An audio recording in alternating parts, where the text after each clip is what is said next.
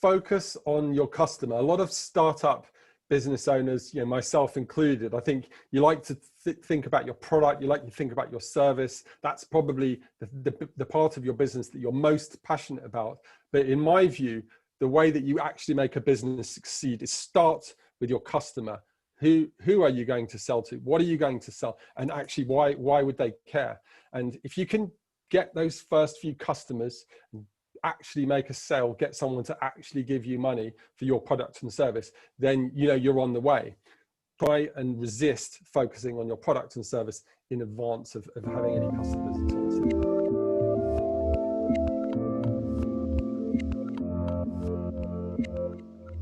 Hey everyone, this is Devin Miller here with another episode of the Inventive Journey. I am your host, Devin Miller, the serial entrepreneur that has grown several businesses into 7- and 8-figure companies, as well as the founder and CEO of Miller IP Law, where we help startups and small businesses with their patents and trademarks.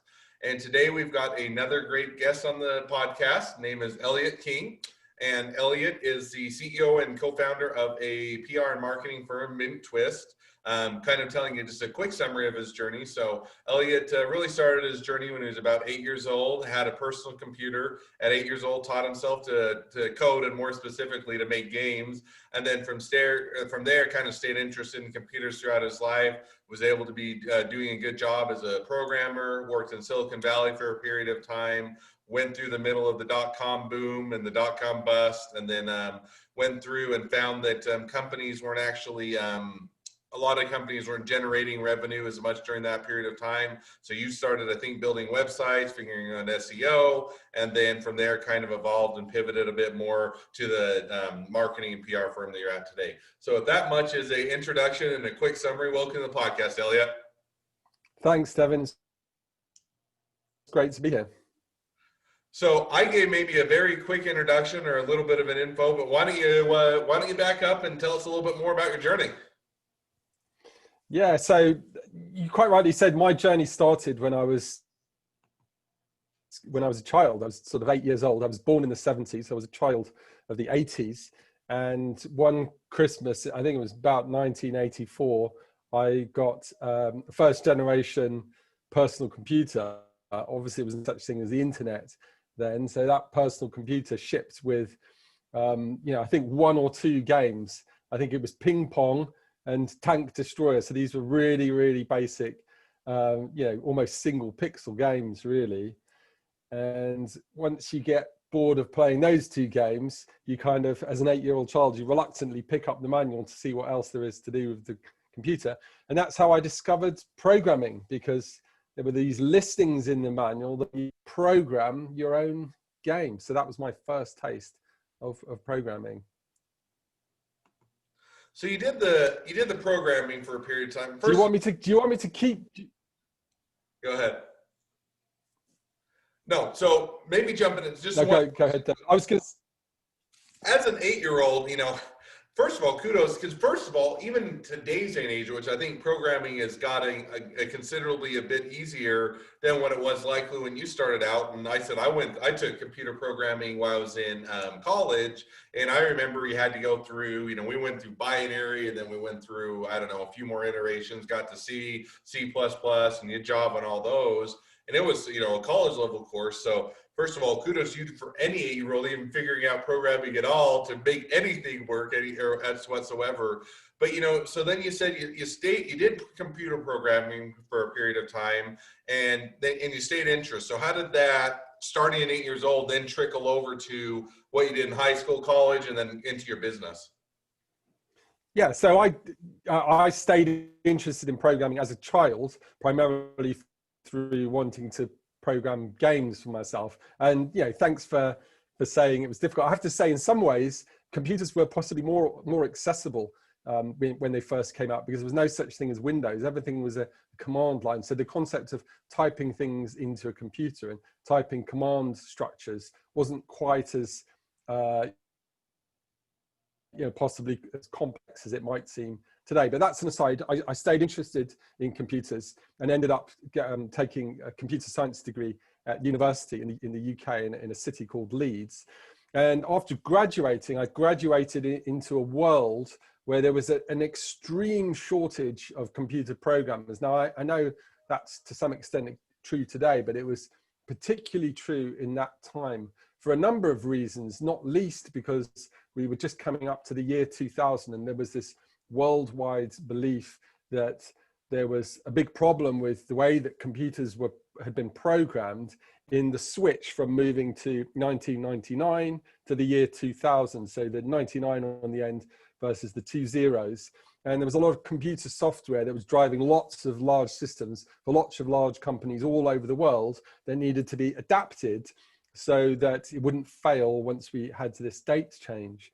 So that essentially created a huge number of job opportunities for people like myself, anyone who had graduated as a computer science or who had any experience, frankly, in computer science, found it quite easy to get a job in a large number of places all around the world. So my passion had always been computers, but my twin passion was traveling. So after working for a few years in London, I took the opportunity to travel with my job, and I took the opportunity to take jobs in places like across Europe. So I went to Denmark, I worked in Netherlands, I worked in Switzerland.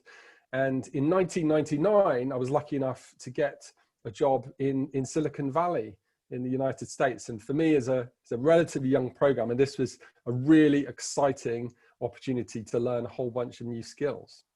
At least you'll say you're lucky until the .com boom or until the .com bust. But so you said, hey, and I think when we talked a little about the show, working, it was always kind of a dream to come to the US to work. Silicon Valley's kind of always been that hub of technology, hub of information, especially for the tech industry and the software industry. And then how was it to get here, work out, for a year or two or whatnot, and then have the .com or boom bust, and what was that like to kind of go through that and have, hey, this was always my dream, now I've got to figure out what to do next? Yeah, I mean, look, it was an up and down ride, that's for sure. But the exciting thing for me was that I was, at the time, I was a programmer that had limited understanding of websites. I was used to programming databases and things like that. So the experience at Silicon Valley gave me that first taste of websites and web technology and digital technology, internet-based technology. When I was at Google, when I was in Silicon Valley in 1999, Google was like an 8-person company. So it was like really a blip on the radar. And so there were all these sorts of companies that were up and coming. And although, yes, the .com bust, was really sad for a lot of companies. Loads of startup companies went under. I firmly believe that it created that fertile ground that allowed companies like Google and Facebook, and many others to sort of become the successes that they are today. So I would say I got that taste of web technology and the power of the internet, and that really drove the second half of my career. I like that. And I think that there's an interesting, is what's interesting, because you kind of hit on it of, that bursting of the bubble, allowed some of the companies that are more sustainable to actually come through, right? In the sense that, almost to your point, I think the .com boom was built, a little bit of a house of cards. You had a whole bunch of companies that were, making very shabby websites. They had a little more than a, napkin business plan, and they never really executed much on it. But hey, if they can throw up a website and give a cool sales pitch, they got a whole bunch of money in, and hence why it's set up to go to a bust. But, for the companies that were able to come out of that and say, okay, that doesn't work. That's not sustainable. Now, how do we make this sustainable? I think to your point, the Amazons and the eBays and the Googles that kind of came out from that, you think that's where a lot of them kind of came out during that period of time. They made it through it, made it for a much stronger company. So now you work for them. So .com burst, the .com bubble burst. So where did you go from there? Kind of how did you take that next phase of your journey to continue to grow? So after the .com bubble burst, I left the United States and went back to the UK and to Europe, and started to focus my career on getting jobs in internet technology. So this was developing websites, effectively, or web-based technology. And the big experience, along with getting that taste of web technologies that I took away from Silicon Valley was, and you touched on it, Devon, there were a lot of the companies that failed were ones that put up a website, and the assumption was if we build the website, the visitors to that website would just arrive, which absolutely wasn't the case, because there wasn't the problem that a lot of companies had at that time was you could build a website and it could be a brilliant website, but you had a very limited number of ways where you could drive visitors to that website. It was email marketing. But remember, there was no such thing as, even Google Ads wasn't around at that time, let alone any of the social media advertising capabilities. So the missing link for me was the digital marketing capability that would allow websites or website owners to drive traffic to their websites so that they could monetize them. So as well as focusing on web technology, I started to look very, very closely at digital marketing strategy, tools, and tactics. And after a few years of working in various jobs, I teamed up with a school friend of mine to start our very own digital marketing agency that would enable customers to look to achieve both sides of both steps that they would need to take in order to get success with their websites and on the internet. So step one would be to design and build the website, but crucially, step two we would have solutions to allow them to drive relevant visitors to that site so they could effectively monetize what they've built. So one question on that, because nowadays, you've got a few buzzwords there, and some of them have, meaning behind them. You got Google ads, you've got Facebook ads, or, social media ads, you've got SEO, and that generally seems like that encapsulates most of the ways that people think about digital marketing. There probably are other good ways, but those are certainly kind of the buzzwords in the industry. But when you were starting out, and before you had Google ads, Facebook ads, social media ads, and maybe you had some SEO back then, how did you really, I'm just more curious from my point, how did you really start to leverage, or how did you start to drive traffic on the internet? Because to be fair, I was probably, that time high school going into college, so it wasn't even on my radar. So I'm just curious how you kind of made those initial entrances into the marketplace. Yeah, so we started our agency in 2007, and in 2007 and 2008 and 2009, once you'd built the website, the primary tactics that you had to use to drive traffic to those sites was email marketing, and SEO. So SEO, it was early days for SEO, but anyone who sort of followed the rules of SEO or took the steps to make a website SEO friendly found success very, very quickly and to a very large extent. And the main reason for that is because it was so early on and there was a relative lack of understanding around SEO. Anyone who did understand it was at an immediate advantage. So, and we were lucky enough from a UK perspective, we were one of the first agencies in the UK and probably across Europe to really get a handle of SEO. So in those early days, we were delivering quite outstanding results for even small and medium-sized clients who were really dominating search engines for relevant phrases in the UK. So now take me through, so you get the early results, you think you've cracked the nut, you figured it out, you're getting great results for people, smaller or medium-sized companies are able to compete, drive lots of traffic. And then you almost have two things come out, right? One is you have social media come out, which changed the landscape a bit. And then you also had Google that changed their algorithm. So, from my limited understanding, it used to be a lot of it was, hey, we'd have a lot of backlinks. We'd have a lot of showing that we had authority by backlinking or having links to other websites that pointed back to our website. And then you could kind of crack that nut. And then you had Google that came along and said, well, we don't think that works anymore. We're going to just basically change the whole landscape and do something else that makes it a lot more difficult to figure out. So as that all of that landscape changed, how did you adapt, or how did you make those adjustments, or say, okay, what we thought we knew, what we thought we figured out, no longer is as relevant as it used to be? Yeah, look, it's a really good question, Devin. So obviously, as a relatively small and growing digital agency, digital marketing agency, had a huge impact on us. It had an impact in two ways. Firstly, it had an impact on the finances of our own business, because we had essentially built a retainer-based digital marketing model based around SEO, and clients were very happy to pay that money because we were developing amazing results for them. And obviously, once Google changed their rules, our ability to deliver the results that we had been delivering, was impacted, in some cases quite seriously impacted. So we had the impact on our actual business. We were employing people. We had salary costs that we had to meet. So that was really painful.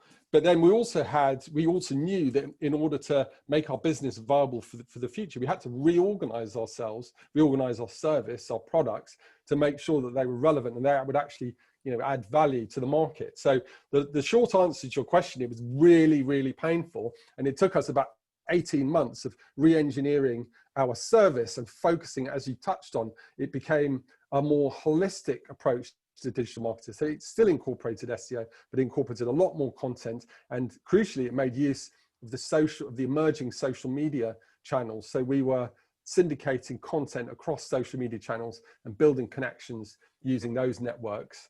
And then later on after that, we added the actual Google AdWords to the mix. So it became a fuller service, a more rounded marketing service, and in the long run, eventually a more valuable and certainly sustainable service for our clients and therefore for ourselves. So one kind of maybe follow-up question to that is, how did you recognize that the landscape had changed underneath you, and decide to make those pivots, right? In the sense that, if you have a model that works, you tend to want to keep with that model because it works and it will drive income. So, when you have these things that are starting to shift, whether it's Google ads that come out, Facebook ads that come out, social media, you have Google change its algorithm. How did you start to identify, hey, it's either adapt or die, and if we don't adapt, we're going to slowly die the death of 1,000 cuts because we're going to start being not as efficient, we're not going to get as good of results, and customers are going to go elsewhere. Because you see in the industry, some companies adapt well and they continue in the forefront, and you also have like the Kodaks that nobody ever even has a Kodak camera hardly anymore. And it's not because Kodak wasn't a big company, didn't have a lot of money at one point in market presence. It's that they didn't adapt when they could have. So how did you recognize or make those adjustments or decide to make those pivots? Yeah, again, it's a really good question. And I think it's sort of two answers to that question. So to a certain extent, it's reactive. So because we use a lot of tools that we could see the sorts of traffic that was going to our sites, we were noticing this downward pressure in terms of our ability to generate results. But at the same time, we also had this proactive outlook. So in terms of our business planning, I would like to think that we've always been relatively proactive. We've updated our sort of 2-year plan and our 5-year plan. And as part of that work, we paid a lot of attention to what Google was saying.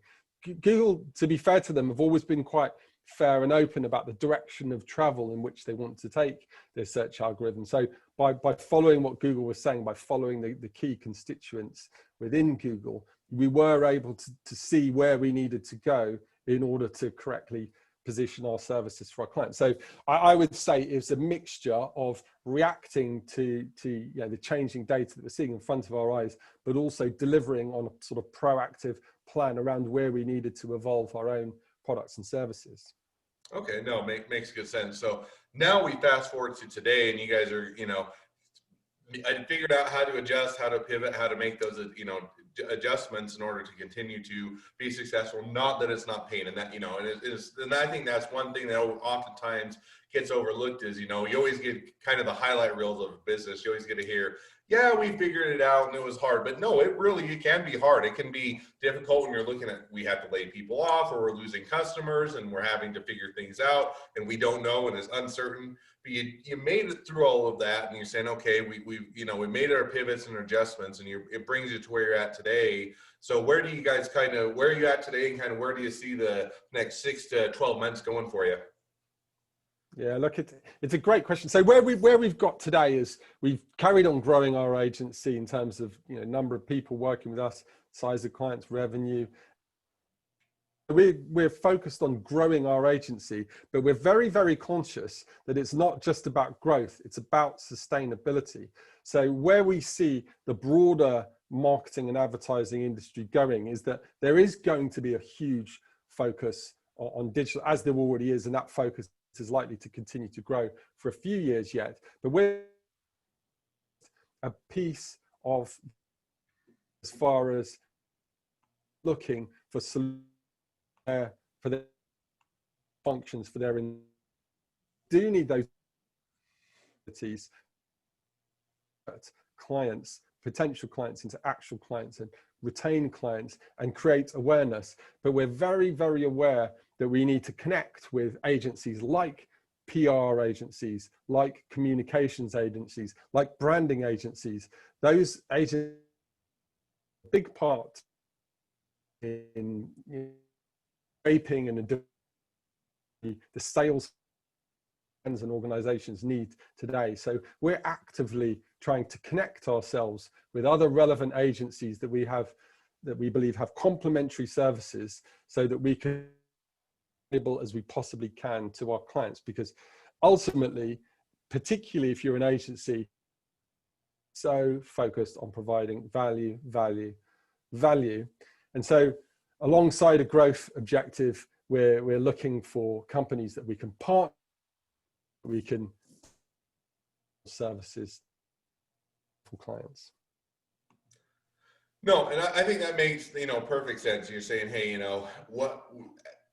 two things I think that are interesting, and one is I think that it's getting a bit more niche down in the sense that, before you could be a digital marketing agency or even just a marketing agency and you could kind of be everything to everybody. Now it seems like you almost have to start to specialize a bit. Am I more on the social media side? Am I more on the SEO side? Am I more on the Google AdWords side? Am I more on the X, Y, and Z side? And then even within industries, as before, it was kind of, hey, how do I do it with the legal industry or the finance industry or the consumer goods industry? And it just seems like the expanse of the amount of different things you need to coverage is continuing to grow. And so you either have to grow your business and make it all the bigger, or to your point, you have to start partnering and let's say, okay, how do we expand our services? How do we hit these different areas? If we can't do it all of ourselves, how do we partner up? So I think that makes complete sense.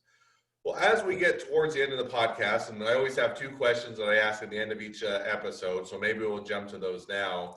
So first question I always ask is, so what was the worst business decision you ever made, and what did you learn from it? Well, business, I do mistakes across business. I don't think anyone who's been in business has not made mistakes, but one of the worst that we've made was when go to these markets, deal of success working with clients across Europe and in North America as well. But very early on in our phase of developing our business, out to Dubai, primarily because there was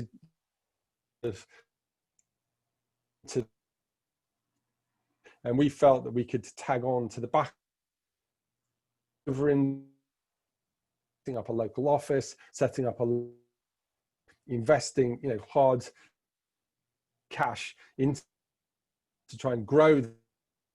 Didn't realize to take strategy from a country like the UK and pick it up in any other country, frankly, but especially one that's quite culturally. What we found was we lost a lot of money, time, lost a lot of focus, and it had a massive impact, not just in our local business, but in the business back home. Now, after we sort of got through that experience, we learned that when we do go into foreign markets, and international expansion, is, and always will be a major focus of what we're trying to do.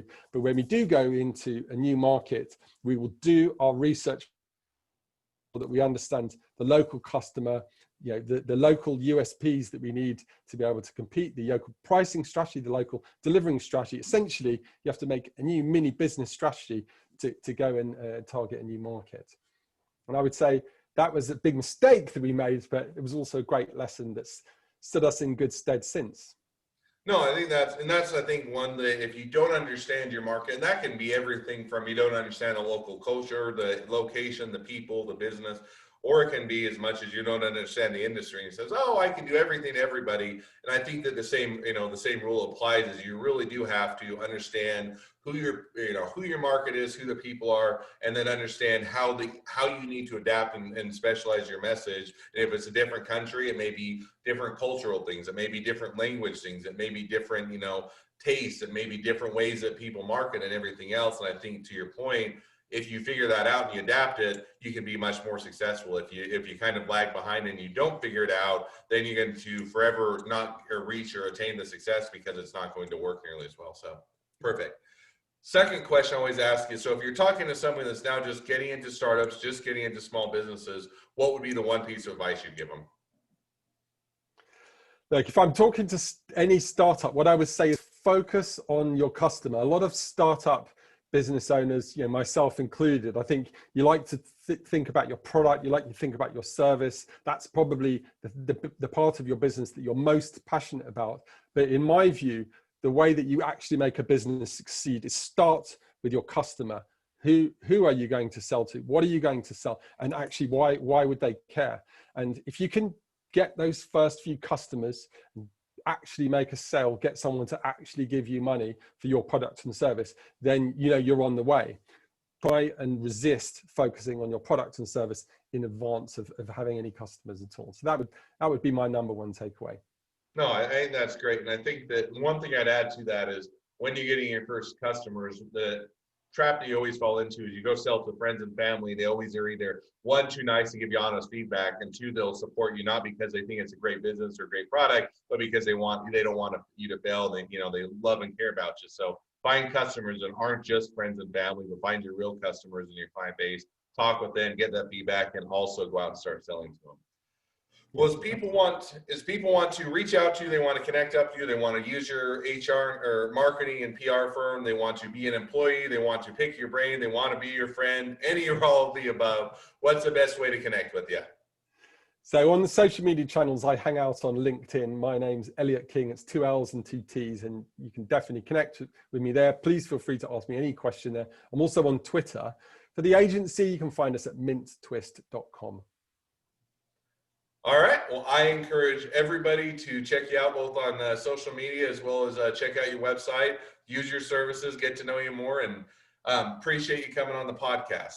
Now, for all of you that are listeners, if you would like to come on and tell your journey to be a guest on the podcast, feel free to go to inventivejourneyguest.com, apply to be on the show, and we'd always love to have you as a guest to hear your journey. If you're a listener, make sure to click subscribe so you can hear all the new episodes as they come out. And lastly, if you are a startup or small business and need help with patents and trademarks, feel free to reach out to us at Miller IP Law. We're always here to help. Well, thank you again, Elliott. It's been fun. It's been a pleasure, and it's been great to hear your journey, and wish the next leg of your journey even better than the last. Thanks so much, Davin. It's been a great pleasure to be here with you.